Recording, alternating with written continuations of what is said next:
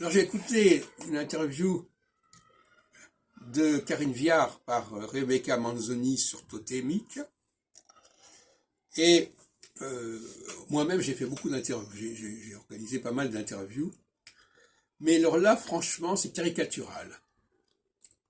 Si vous comptez le nombre de cas où elle dit moi ceci, moi j'ai fait cela, c'est extraordinaire. Alors l'interview, c'est quelque chose qui va dans le sens de cette expression de ce moi-je.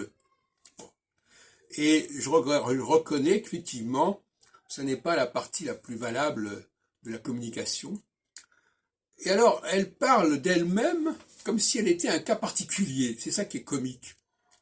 Elle dit oui, moi, vous savez, je dis des choses comme ça, spontanément, comme si elle était la seule à le faire. Mais toutes les femmes font comme ça.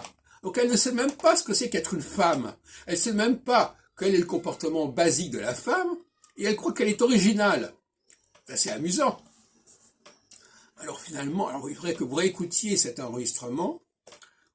Quand on connaît mes travaux sur les topiques sensorielles, on s'aperçoit que Karine Viard, elle a exactement l'exemple de ce que je décris comme étant notamment le ça, la désinhibition de la parole.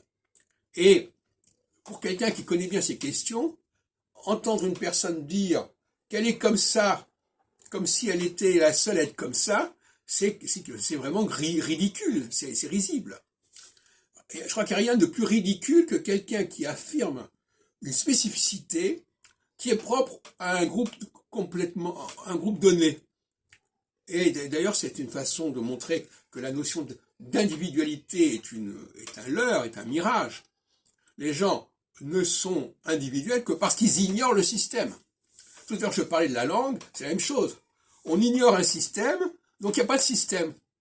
Jusqu'au jour où on voit que le système existe, où on voit qu'il y a un mode de fonctionnement du groupe, un mode de fonctionnement du genre, et qu'il n'y a absolument rien d'individuel à ça, de la même façon que la langue française, pour revenir à la vidéo précédente, elle obéit à des règles extrêmement précises, mais qui sont souvent soit déformées, soit oubliées. C'est-à-dire qu'on parle une langue sans la comprendre, sans savoir comment elle fonctionne. Et de la même façon, on assume sa personnalité sans savoir que cette personnalité obéit à un schéma extrêmement général.